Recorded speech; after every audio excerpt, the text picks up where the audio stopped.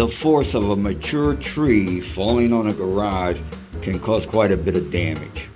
Punctured roofs, crushed soffits, broken trusses, and eventually breaking through the drywall ceiling. Moisture intrusion then led to excessive mold growth. Exterior repairs were the priority to make the structure watertight. The soffits were stripped down to the studs, trusses were repaired, and the roof redecked and shingled. Soffits were then repaired and painted. The dry interior was then treated with moldicide, re-insulated, drywalled, and painted. The garage was restored to its original condition.